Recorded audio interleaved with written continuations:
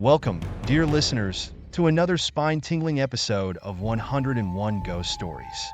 If you're a returning subscriber, thank you for joining us once again. We truly appreciate your support. And if you're new here, welcome to our community of paranormal enthusiasts. We dive deep into the world of the supernatural, exploring the eerie, the unexplained, and the downright terrifying. If you haven't already, be sure to hit that subscribe button, give us a thumbs up, and let us know your thoughts in the comments below. We've got many more haunting tales coming your way, and we'd love to hear your experiences too. Today, we're venturing into some of the most terrifying places in Australia. Places where the walls have seen unspeakable horrors, and the air is thick with the memories of those who suffered. These are the asylums and hospitals where the echoes of the past refuse to fade, where restless spirits are said to linger, and where the line between the living and the dead is all but erased. So, turn down the lights, settle in, and prepare yourself for a journey through Australia's most haunted asylums and hospitals. Haunted place number 8, the Old Beechworth Lunatic Asylum, Victoria. The Old Beechworth Lunatic Asylum in Victoria, also known as Mayday Hills, is one of Australia's most haunted locations. Opened in 1867, this sprawling complex housed thousands of patients over its 128 years of operation. The conditions within were harsh, with many patients subjected to primitive treatments and left to suffer in isolation. The asylum is rumored to be haunted by the spirits of those who endured unimaginable torment within its walls.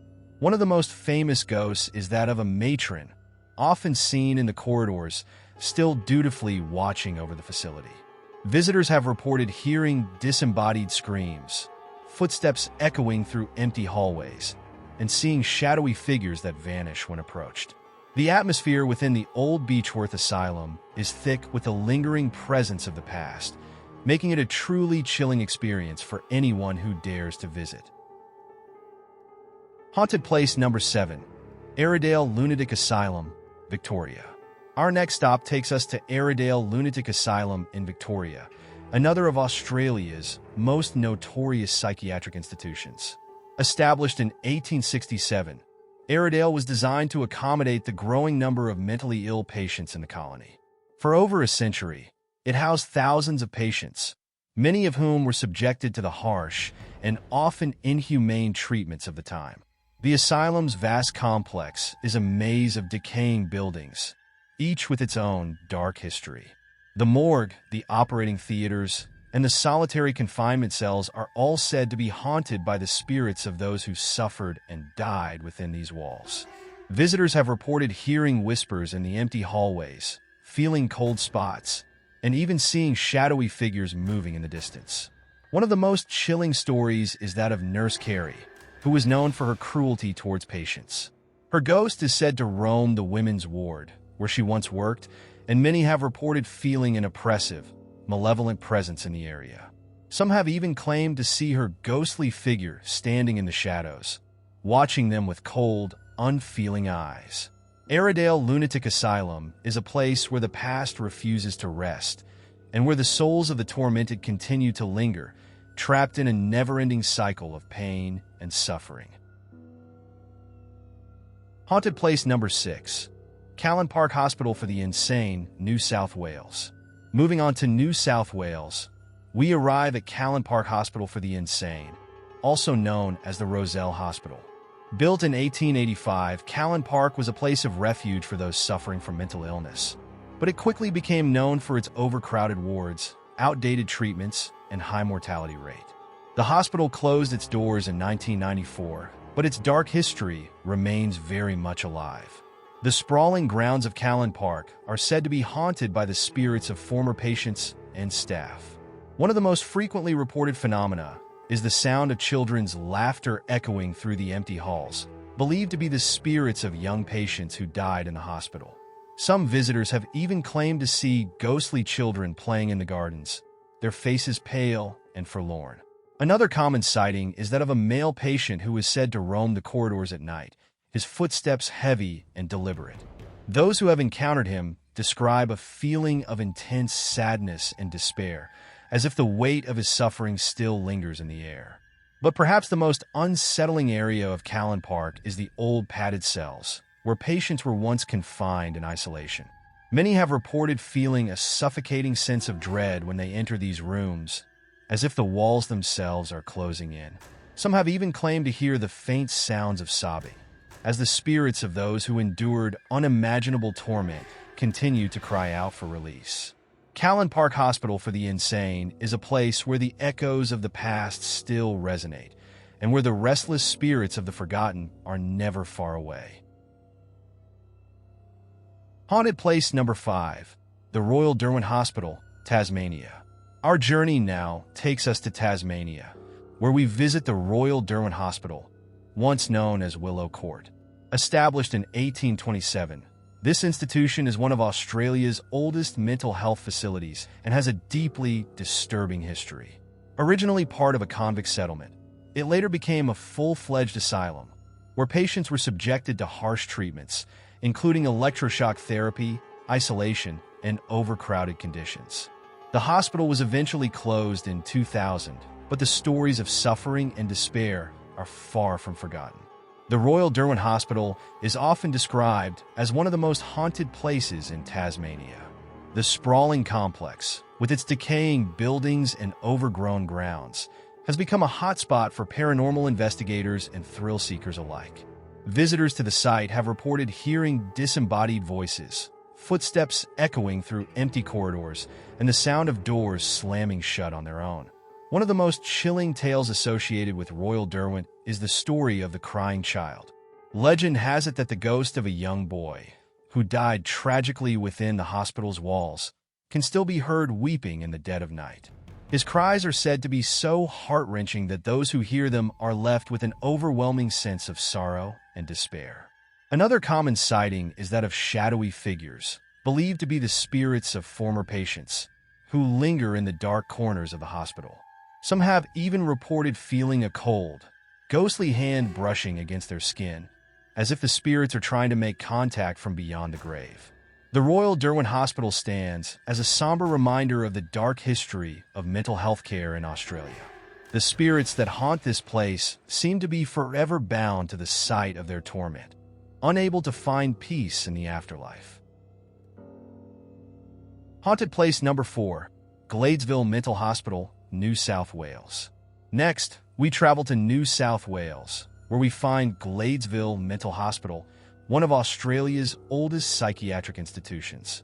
Established in 1838 as the Tarban Creek Lunatic Asylum, this hospital has a long and troubled history. Over the years, it housed thousands of patients, many of whom endured severe treatments, including lobotomies and electric shock therapy. The hospital's conditions were often grim, with reports of neglect, abuse, and overcrowding. Gladesville Mental Hospital closed its doors in 1993, but its haunted legacy lives on. The hospital's grounds are now a mix of abandoned buildings and repurposed facilities, but the eerie atmosphere remains. Paranormal investigators and visitors alike have reported a wide range of ghostly encounters, from cold spots and unexplained noises to full-bodied apparitions. One of the most infamous spirits said to haunt Gladesville is that of a nurse named Mary, who is believed to have met a tragic end within the hospital. Her ghost is often seen wandering the corridors of the old nurses' quarters, her footsteps echoing through the empty halls. Those who have encountered her describe a sense of unease, as if Mary is reliving the final moments of her life over and over again. Another chilling tale involves the old mortuary, where countless bodies were once prepared for burial.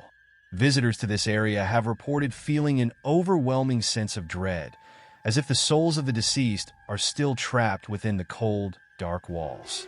Some have even claimed to see ghostly figures lying on the old autopsy tables, their faces twisted in anguish. The asylum's chapel is also said to be haunted, with reports of organ music playing late at night, even though the organ itself has long been removed. The spirits of former patients are believed to gather here, seeking solace in the only place they knew peace. Gladesville Mental Hospital is a place where the past refuses to be forgotten. The spirits that haunt this institution seem to be forever tethered to the site of their suffering. a stark reminder of the pain and torment that once filled these walls. Haunted place number 3, Kenmore Asylum, New South Wales. Our next stop brings us to the Kenmore Asylum, nestled in the picturesque town of Goulburn, New South Wales. Opened in 1895, Kenmore Asylum was once a state-of-the-art facility designed to house and treat those suffering from mental illness. With its grand Victorian architecture and sprawling grounds, Kenmore was a sight to behold. But beneath its beautiful exterior lay a much darker reality. The asylum was originally built to accommodate 700 patients, but as the years went on, overcrowding became a significant issue. Like many institutions of its time, Kenmore was notorious for its harsh treatments and poor conditions. Electroshock therapy, forced isolation, and other brutal methods were common, leading to immense suffering for the patients within its walls. The hospital closed its doors in 2003, but the spirits of those who endured its horrors are said to remain. Kenmore Asylum has a well-earned reputation as one of the most haunted places in New South Wales. Paranormal investigators who have ventured into the abandoned buildings report encountering a wide range of supernatural phenomena. Cold spots, eerie whispers, and the sensation of being watched are just some of the experiences described by those brave enough to explore the site. One of the most frequently reported apparitions is that of a nurse, often seen gliding silently through the corridors. It's believed she was a staff member who took her own life after being overwhelmed by the grim conditions and the suffering she witnessed daily. Her ghost is said to be filled with sadness, and her presence brings a chilling sense of despair to anyone who crosses her path. Another ghostly figure often seen at Kenmore is that of a former patient known only as the Screaming Man. According to legend, this patient was subjected to relentless electroshock therapy, which eventually drove him to madness. His screams of agony can still be heard echoing through the empty halls at night, a harrowing reminder of the asylum's dark history. The Kenmore Asylum stands as a haunting reminder of the brutal treatments and conditions that were once commonplace in mental health institutions. The spirits of those who suffered here remain trapped, unable to find peace, their anguish echoing through the abandoned buildings they once inhabited. Haunted place number 2, Kew Asylum, Victoria. Next, we journey to the Kew Asylum in Victoria, another institution with a dark and unsettling history. Established in 1871, Kew Asylum, also known as Willsmere, was one of the largest and most imposing mental health facilities in Australia. The asylum was built in a grand Italianate style, with towering walls and elaborate gardens, but its beauty belied the horrors within.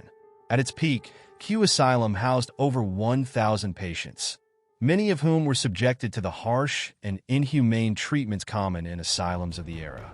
The conditions were dire, with overcrowding, neglect, and a lack of proper medical care leading to untold suffering.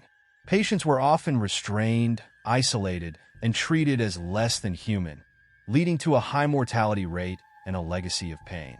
Kew Asylum is widely regarded as one of the most haunted locations in Victoria. The spirits of former patients are said to roam the halls, unable to escape the torment they experienced in life. Paranormal investigators and visitors to the site have reported a wide range of ghostly encounters, from strange lights and unexplained sounds to full-bodied apparitions. One of the most infamous spirits said to haunt Kew Asylum is that of the Woman in White. This ghostly figure is believed to be the spirit of a young woman who was committed to the asylum after being deemed hysterical by her family. She is often seen wandering the gardens and corridors, her face twisted in sorrow. Those who have encountered her describe an overwhelming sense of sadness and despair. Another common sighting at Kew Asylum is that of shadowy figures moving through the halls. These dark, indistinct shapes are thought to be the spirits of former patients, still trapped within the asylum's walls. Some have even reported hearing the faint sound of moaning and crying, as if the spirits are reliving the horrors of their time in the asylum. The Old Chapel, once a place of solace for the patients, is now said to be one of the most haunted areas of the asylum. Visitors have reported hearing ghostly hymns and the sound of footsteps echoing through the empty space. Some have even claimed to see the ghostly figure of a priest conducting a service for the lost souls of the asylum. The Kew Asylum, with its imposing architecture and tragic history, remains a place where the past is very much alive. The spirits that haunt this location are a powerful reminder of the suffering endured by those who were once confined within its walls, unable to escape the torment of their existence. Haunted place number 1. The Quarantine Station, Sydney, New South Wales. Our final destination brings us to one of the most infamous haunted locations in Australia, the Quarantine Station in Sydney, New South Wales. Though not strictly an asylum, the Quarantine Station has a history steeped in tragedy, illness, and death, earning it the reputation of being one of the most haunted places in the country. Established in the early 1830s, the Quarantine Station was used to isolate passengers arriving in Sydney who were suspected of carrying infectious diseases such as smallpox, influenza, and the bubonic plague. Over its 150 years of operation, thousands of people were detained at the station, many of whom never left alive. Those who succumbed to their illnesses were buried on the grounds, and their spirits are said to remain. The Quarantine Station's reputation for hauntings is well known, with countless reports of ghostly encounters and paranormal activity. The spirits of those who died in isolation are believed to linger in the old buildings and on the surrounding grounds. Visitors and ghost hunters alike have experienced a wide range of supernatural phenomena, from disembodied voices and footsteps to full-bodied apparitions. One of the most famous spirits said to haunt the Quarantine Station is that of the Gravedigger. This apparition is often seen near the old cemetery, where he is said to be eternally digging graves for the countless souls who perished at the station. Witnesses describe him as a tall, shadowy figure with a haunting presence that sends chills down the spine. Another commonly reported spirit is that of a young girl who is often seen in the hospital ward. Known as the Sick Girl, she is believed to be the ghost of a child who died at the station after succumbing to one of the many diseases that ravaged the population. Visitors have reported seeing her pale, ghostly figure lying in bed or wandering the corridors, her face filled with sorrow and confusion. The hospital itself is said to be one of the most haunted areas of the Quarantine Station. The air inside is thick with the residual energy of the countless patients who suffered and died within its walls. Reports of cold spots, strange noises, and sudden feelings of dread are common, and many visitors leave the area with an overwhelming sense of unease. One of the most chilling aspects of the Quarantine Station is the shower block, where new arrivals were once subjected to decontamination procedures. The process was brutal, with people stripped of their belongings and subjected to harsh chemicals. The spirits of those who endured this treatment are said to remain, with reports of ghostly figures appearing in the showers and the sound of water running when no one is there. The Quarantine Station is a place where the past is still very much alive.